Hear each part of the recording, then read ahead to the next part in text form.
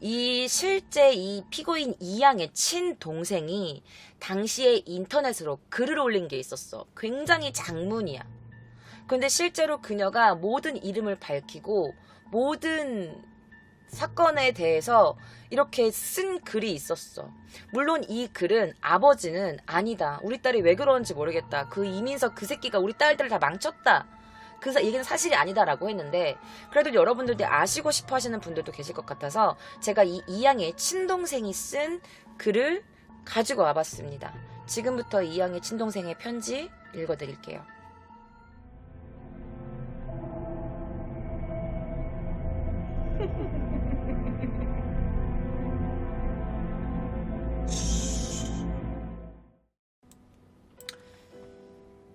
님들, 죄송하지만 이거는 생략해 주시고 끝까지 읽어주세요.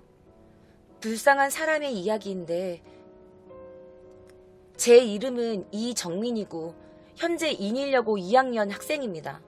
그래서 좀 소름 돋았던 게 이 인일여고가 우리 고등학교 바로 옆에 있던 학교였어. 내가 다니던 고등학교. 어쨌든 저는 수강료 문제로 다투다가 엄마를 죽이고 이후 과외교사를 따라 학원장을 살해하는 데 가담한 것으로 작년 11월쯤 언론에 보도되었던 학생인 이은성의 동생입니다. 저희 언니는 엄마를 죽이지 않았습니다. 저희 언니는 작년 11월 2일 학원장 살해 혐의로 인천 부평경찰서에 구속되었습니다. 그리고 나서 예전에 엄마를 살해했다는 자백까지 했다고 했습니다. 언니가 엄마를 죽였다고 자백하기 전날인 11월 7일, 언니는 유치장에 면회를 간 저에게 아빠가 딸을 경찰에 팔았고 자기는 엄마를 죽이지 않았으며 저만은 언니를 믿어줘야 한다고 말했습니다. 그리고 그 다음 날인 11월 8일, 언니는 엄마를 죽였다고 자백을 했습니다. 저는 그날 강력계 조사실에서 만난 언니의 얼굴에서 오른쪽 뺨에 든 시퍼런 멍자국과 뒷목에 든 멍자국, 10손가락 끝에 난 피멍과 상처 자국들을 보았습니다. 저희 언니의 눈에는 초점이 없었고 멍하니 넋이나가 제정신이 아닌 것처럼 보였습니다. 11월 8일, 경찰서 유치장에서 언니에게 대체 무슨 일이 있었느냐고 물었습니다. 언니는 대답 대신 며칠 동안 잠을 못 자게 하면서 너무 많이 맞았고 특히 경찰들이 구둣발로 머리를 걷어찰 때면 예전에 아빠에게 맞았던 것이 생각나서 아무런 생각도 할 수 없고 머리가 깨질 듯이 아프다고 했습니다.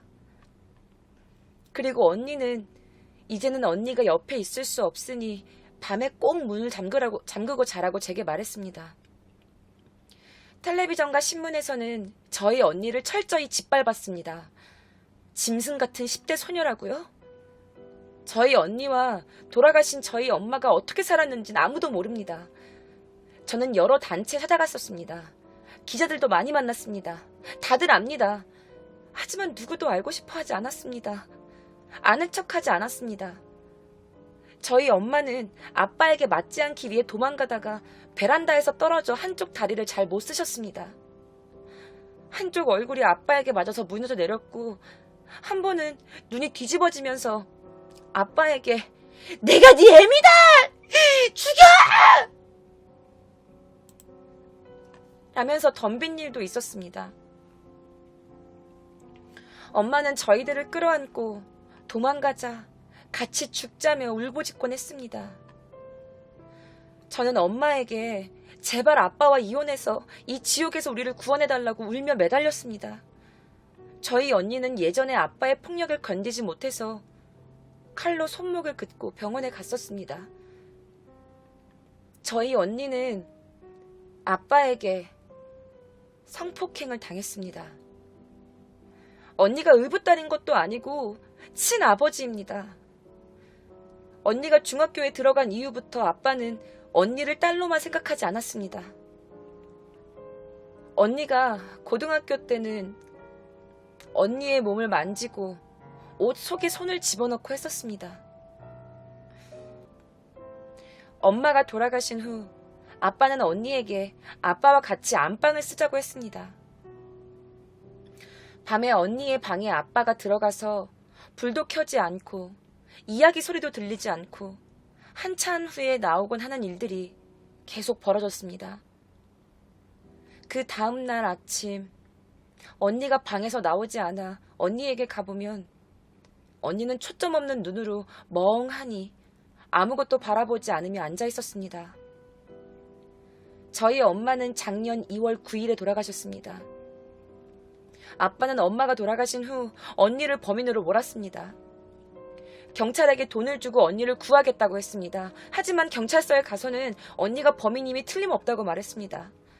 언니는 경찰들이 아빠가 언니가 범인이라고 했다며 언니에게 자백하라고 윽박지른다고 했습니다. 저희 아빠는 장손입니다. 친척들도 전부 아빠 편을 들었습니다. 언니를 둘러싸고 쓸데없이 버티지 말고 너만 자백하면 끝난다며 언니를 난도질했습니다. 한 번은 술에 취해 들어온 아빠가 싫다는 언니에게 억지로 술을 먹이며 경찰은 전부 내 수중에 있다고 내 말을 잘 들으면 엄마 사건을 자살로 처리해주겠다며 언니 몸을 마구 쓰다듬었습니다. 언니를 구해줄 사람은 아빠밖에 없다며 아빠랑 같이 자자고 했습니다. 아빠는 엄마가 돌아가셨을 때부터 상관도 없는 이민석 선생님 얘기를 경찰서에 하고 집에서도 했습니다. 언니가 이민석이랑 한통속이 돼서 엄마를 죽인 거라고 이야기하고 다녔습니다. 언니를 강간하고 나서 검찰에 줄이 있는 경찰을 만나고 있으며 이민석에게 말하면 죽여버리겠다고 했습니다. 아빠는 계속 경찰들에게 돈을 줬습니다. 심지어 작년 6월달까지도 계속 경찰을 만나며 돈을 줬습니다. 아빠는 엄마가 돌아가신 다음 날 자살일 리 없다며 부검 신청을 자기가 했다고 말했습니다. 저는 올해 2월달까지도 그런 줄로만 알고 있었습니다. 그런데 엄마가 돌아가신 날 아빠는 엄마가 자살한 거라고 했고 실제로는 그날 외삼촌이 부검 신청을 했다고 경찰 기록에 나와 있는 것을 얼마 전에 알았습니다. 저는 어느 날 아빠가 언니를 성폭행하려는 것을 보았습니다. 아빠는 언니에게 덤벼들어 언니의 옷을 강제로 벗기려 하고 있었습니다. 저는 아빠에게 덤벼들면서 제가 미쳐버리는 줄 알았습니다. 언니는 칼로 자기를 자해하곤 했습니다. 팔뚝에 칼로 자기 이름을 새긴 적도 있었습니다. 저희 언니는 구치소 안에서 아빠를 성폭행과 폭행 혐의로 고소했습니다. 작년 11월 19일의 일입니다. 그리고 저는 11월 19일 그간 언니에 대한 아빠의 성폭력과 폭행에 대한 진정서를 검사님 앞으로 제출했습니다. 언니는 제게 누구도 언니의 말을 믿어주려 하지 않는다고 했습니다. 저는 언니가 엄마를 죽였다는 혐의만이라도 벗기를 바랬습니다. 아빠는 변호사도 선임하지 않을 것이고 저런 년은 감옥에서 몇 년 썩어봐야 정신 차릴 거라고 하고 있었습니다. 제가 할 수 있는 일은 검사님께 글을 드리고 우리 언니에 대해서 알아달라고 매달리는 것밖에 없었습니다. 아빠는 11월 23일에 검사님을 만나고 왔습니다. 저에게 검사 계장이랑 같이 3시간 동안 밥을 먹으면서 이야기를 했고 돈을 써서 언니를 정신 이상으로 만들겠다고 말했습니다. 그리고 작년 12월 10일에 언니랑 아빠가 성폭행 고소에 대한 대질신문을 했습니다. 검사님은 너도 살고 싶다는 거냐? 네 아빠를 구속이라도 시켜주라는 거냐? 라고 언니에게 말한 후 아무런 조사도 하지 않고 언니를 그냥 돌려보냈습니다. 그리고 아빠에게 언니를 계속 저렇게 고립시켜두면 자기 주장을 하지 못할 거라고까지 했습니다. 아빠는 10월 12월 중순경부터 네 언니가 나를 사기로 고소했단다 라고 제게 말했고 저는 이게 무슨 헛소리인가 싶었습니다. 12월 31일에 아빠는 검사님과 통화를 했습니다. 그리고 제게 검찰이 다 기각시켜서 아무것도 없고 이제 가서 언론이고 시민단체고 다 고발해버리겠다며 의기양양했습니다. 저는 나중에 집에서 아빠가 숨겨놓은 각하 통지서를 찾았습니다. 1, 2 날짜였고 거기에는 언니의 고소명이 성폭행에서 사기로 변경되어 각하되어 있었습니다. 제가 각하 통지서를 발견하기 전까지는 누구도 언니의 성폭행 고소가 각하된 사실을 모르고 있었습니다. 저희 언니는 지금도 이 각하 통지서를 받지 못했습니다. 그리고 제가 검사님께 제출한 아빠의 성폭행과 폭행에 대한 진정서는 검찰 기록에서 빠져 있었습니다. 언니는 성폭행 고소를 통해서 아빠에게 벌을 주라거나 아빠를 감옥에 가게 해달라고 하지 않았습니다. 언니는 아빠의 친권 상실을 시켜달라고 요구했습니다. 아빠를 저에게서 떼어놓으려고 했습니다. 저, 언니, 엄마에게는 아빠라는 존재는 공포 그 자체였습니다. 언니는 항상 저를 지켜줬습니다. 언니가 아빠에게 온몸이 피멍이 들도록 맞고 벽에 얼굴을 짓찢기고 해도 저는 때리지 못하게 했습니다. 아빠에게 성폭행을 당하면서도 제게는 말하지 않았습니다. 제가 공부를 못할까봐 제게는 말하지 않았습니다. 저희 언니의 꿈은 대학에 가서 저와 엄마를 데리고 집에서 나가서 사는 거였습니다. 언니는 정말 목숨 걸고 공부했습니다. 성적이 올라가면서 내신이 불리해서 학교를 자퇴했습니다. 그리고 자퇴하고 학원을 간둔 후 집안에서 시달리면서 검정고시를 보지 못했습니다. 수능도 아니고 검정고시를 아직도 보지 못했습니다. 그 공부를 잘하던 언니, 너무 자랑스러웠던 언니는 아직도 중졸입니다. 저희 언니는 항상 제게 저라도 공부해야 한다고 했습니다. 언니가 무슨 짓을 해서라도 저는 공부시키고 언니처럼 살게 하지 않을 거라고 했습니다.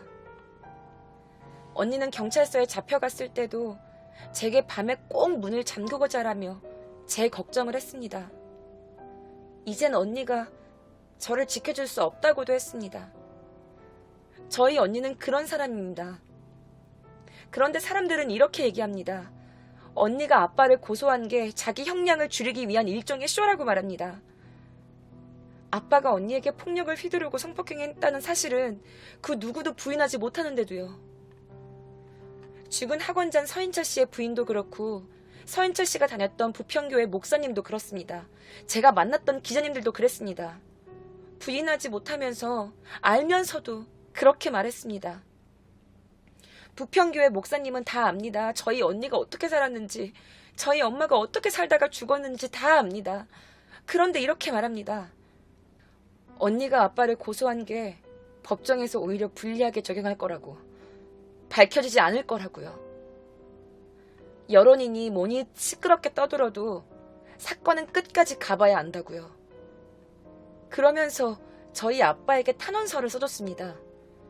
저희 아빠는 지금 언니를 죽이려고 합니다. 밖에 나가서는 착한 아빠인 척하면서 자기가 언니에게 한 짓들은 전부 숨기고 언니를 죽이려고 돌아다닙니다. 경찰서 형사가 자기한테 수사 내용을 다 말해줘서 밖에 나가서 그런 소리 하면 그 형사가 잘린다고도 제게 말했습니다. 그런 아빠에게 목사님이 탄원서를 써줬습니다. 저희 언니 죽으라고 탄원서를 써줬습니다. 언니를 도와주시겠다던 여성의 전화분들께서는 제게 이렇게 말씀하셨습니다. 언니 말을 믿을 수 없다. 아빠에게 일을 당한 다음에 전화를 해라. 일을 당하고 연락하라고요? 제가 일을 당하고 나면 그땐 제게 뭘 해주실 건가요? 얼마나 대단한 거 해주시려고요? 저희 집안 사정은 저희 학교 선생님들도 다 압니다. 제가 선생님들께 도움을 요청했었습니다. 하지만 그 누구도 귀결해주지 않았습니다. 제가 죽건 말건 신경 쓰지도 않았습니다. 저는 저희 학교 전교 1등입니다. 학교에서는 제가 학교를 관두지 않고 저희 아빠가 저를 학교를 관두게 하지 않고 계속 다니기만 한다면 된다고 생각합니다. 제가 적당히 학교 다니다가 적당히 대학 가기만 하면 된다고 생각합니다. 저는 지금 집에서 쫓겨나 있습니다. 벌써 한 달이 다 되어 갑니다. 1월 18일에 언니의 첫 재판이 있었습니다. 그 다음날 밤새 술을 마시고 들어온 아빠에게 처음으로 되돌았습니다. 아빠가 언니에게 한 짓은 아빠도 나도 언니도 다 아는데 이제 더 이상 거짓말하지 말라고 되돌았습니다. 그리고 집에서 쫓겨났습니다. 언니를 도와주시겠다고 말씀하시던 명동성당의 신부님을 찾아갔습니다. 신부님께서는 아빠와 화해하라고 하시고 쉼터를 찾아주신 뒤 연락 한 번 없으셨습니다. 저희 언니를 도와주시려고 하시는 건 압니다. 많이 바쁘신 신부님이고 제게 신경을 써주려고 하신다는 것도 압니다. 하지만 저는 죽어갔습니다. 제 인생이 어떻게 될 것인지를 생각하면 벼랑 끝에 와 있는 것 같습니다. 저는 하루도 빠짐없이 악몽을 꿉니다. 꿈에서 아빠에게 쫓기거나 강간당합니다. 어디서도 마음을 놓아본 적이 없습니다. 아빠가 사람을 사서 저를 찾아다닌다는 사실을 알기 때문에 길거리를 다닐 때에는 항상 주위를 살핍니다. 아빠한테 잡혀 끌려 들어갈까봐. 그 이후에 언니의 재판에도 가지 못했고 구치소에 면회 한번 가지 못했습니다. 제가 어떻게 살아야 할까요? 도대체 어떻게 살 수 있을까요? 집에 들어가서 언니처럼 살아야 하는 겁니까? 이민석 선생님은 언니를 보호해 주셨던 유일한 분입니다. 죽은 학원장 서인철 씨는 저희 엄마가 돌아가시기 전 저희 엄마를 협박했고 엄마를 협박하지 않았다고 발뺌하면서 도리어 아는 경찰들이랑 같이 저희 엄마를 죽인 범인으로 몰 사람입니다. 자기가 한 짓을 숨기기 위해 저희 언니를 죽이려 들었던 사람입니다. 아빠랑 연락해 가면서 저희 아빠, 경찰들과 함께 1년 동안 언니의 삶을 짓밟았던 사람입니다. 언니는 자기가 서인철을 죽인 거고 선생님은 그냥 그때 거기 계셨던 것뿐이라고 말합니다. 사람들은 언니와 선생님의 관계를 이상한 관계로 몰아붙이고 언니가 선생님에게 의식화됐다고 말합니다. 언니를 도우려는 언니 친구들도 의식화됐고 선생님과 불륜이라고 하고 심지어 이제는 저한테까지 의식화가 됐다고 합니다. 저희 아빠, 경찰들, 검사님, 부평구의 목사님까지 그럽니다. 저는 이민석 선생님 밑에서 공부를 한 적도 없습니다. 의식화를 당할 기회도 없었습니다. 갑자기 제가 왜 의식화가 됩니까? 두려워서 아무 말도 못하고 있다가 진실을 이야기하니까 멀쩡한 제가 왜 의식화 당하게 된 겁니까? 자기 편한 대로 자기가 숨기고 싶어하는 진실을 말하는 사람을 전부 의식화로 몰아붙입니까? 그리고 기자들도 그렇고 그 말을 그대로 믿었습니다. 진실을 말하는 사람들을 전부 의식화로 몰아붙이면 누가 진실을 말합니까? 진실을 밝혀주는 게 그렇게 두렵습니까? 차라리 그냥 제 목을 졸라줬으면 좋겠습니다. 예전에 아빠가 언니에게 그랬던 것처럼 죽으라고 칼을 갖다 줬으면 좋겠습니다. 그건 저희 언니뿐만 아니라 저까지 죽으라고 하는 겁니다. 어차피 이대로 감옥에 있으면 저희 언니뿐만 아니라 저도 죽습니다. 진실을 알고 있는 사람들은 다 죽으면, 그래서 진실이 가려지면 만족하시겠습니까? 저는 너무 두렵습니다. 아니, 이젠 두렵지도 않습니다. 절망스러울 뿐입니다. 우리 언니 좀 살려달라고, 저 좀 살려달라고 외쳐댔지만 아무도 들어주지 않았습니다. 들리지 않는 척 했습니다. 저희 언니와 저는 살고자 했던 것밖에 없습니다. 아빠가 언제 방에 들어올지 몰라 방문을 잠그지 않아도 되는 곳에서 그렇게 한번 사람답게 살아보고자 했던 것밖에 없습니다. 다 같은 사람이니까 우리도 한번 사람답게 살아가고자 한 것밖에 없습니다. 그런데 이제는 살 수 있는 길이 없어졌습니다. 정말로 죽는 길밖에 없는 것 같습니다. 언니가 보고 싶습니다. 나는 글이 달린 거야. 이런 글이 장문의 글이 있었어요. 근데 이 글에 리플이 달려서 제가 가지고 왔어요. 이 리플 달린 글을 읽어드릴게요. 저는 은성이랑 고등학교 2학년 동안 같은 반 했던 친구인데요. 그리 많이 친하진 않았지만 그래도 짝도 하면서 이런저런 얘기는 하고 그랬는데 은성이가 2학년 자퇴한 뒤로는 소식을 몰랐는데 뉴스에서 나온 이야기의 주인공이 은성이라는 걸 알고는 너무 놀랐어요. 은성이가 써준 편지들이 아직도 제 방에 있거든요. 믿을 수가 없더라고요. 엄마를 죽일 정도로 나쁜 아이가 아니었거든요.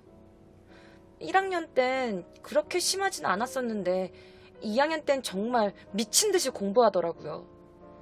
은성이 동생이 쓴 글이 아마 거짓은 아닐 거예요. 친구한테 들었는데 은성이 방에서 나온 일기장에 섹스가 싫다고 써 있었답니다. 만약 그 학원 선생님과 이상한 관계였다면 그런 말을 써가면서 괴로워할 이유가 없었을 것 같은데 지금 전 이 글을 읽고 너무너무 가슴이 아파요. 은성인 절대 안 그랬을 거라고 생각해요. 님들, 정말 은성이 도와주고 싶은데 동생 이야기를 들어보니 이 사회가 너무 삭막하고 나쁘다는 생각밖에 안 드네요.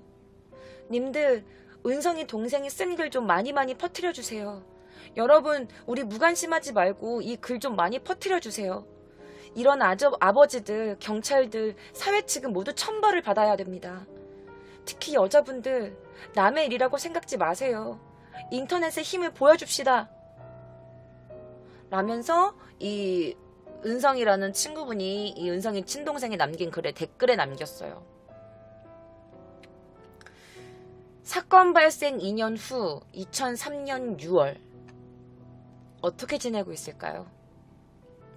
집을 나온 학생들, 그 당시에 그 이은성 양과 같이 과외를 받았던 그 학생들은 뭐 대학에 갔고 그 이외에 또 다른 학생들도 지금 그 과외 선생님, 송 선생이라는 그 여자 과외 선생님이랑 아직까지도 입시생들을 상대로 과외를 계속하고 있었다고 합니다. 자, 감옥에 갔던 이은성 양의 인터뷰를 여러분들께 들려드리고자 합니다.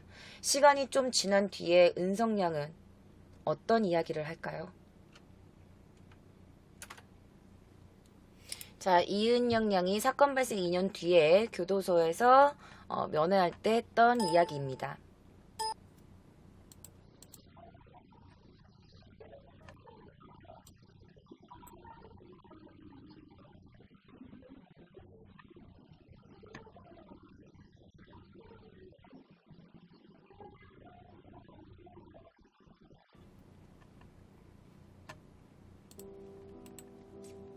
죽을 만큼 억울하다.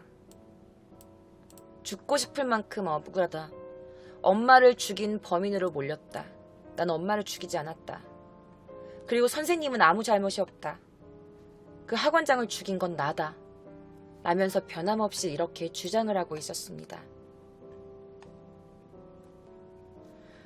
그래서 이은성 양이 지금도 이렇게 감싸고 있는 그 이민석, 그 사람에게 면회를 신청했지만 당시에 접견 금지령이 내려져 있었다고 합니다. 왜 그랬는지 거기 그 교도소에 있는 그 분의 어떤 그 경찰분이라고 해야 되나? 그 분의 인터뷰 장면 저와 함께 보실게요.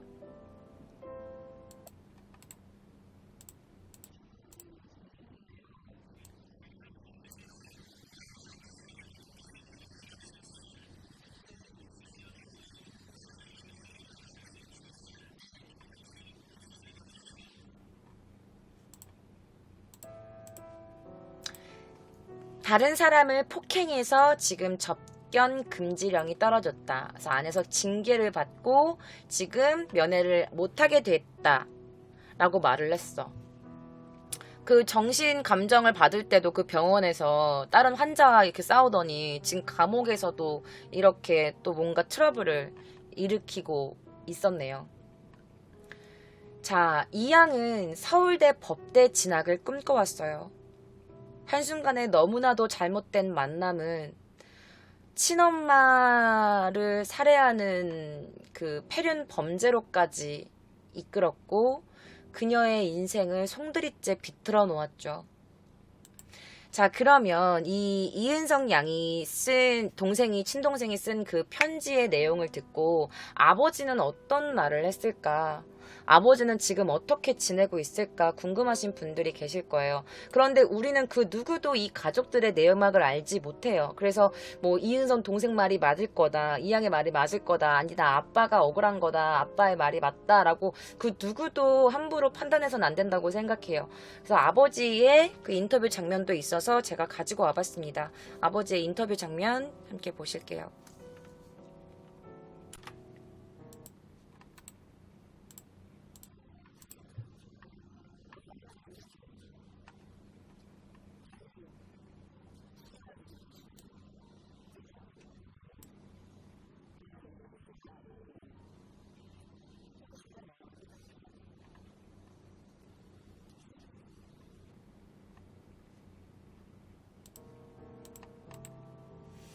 음, 갑자기 모든 것들이 다 없어졌다.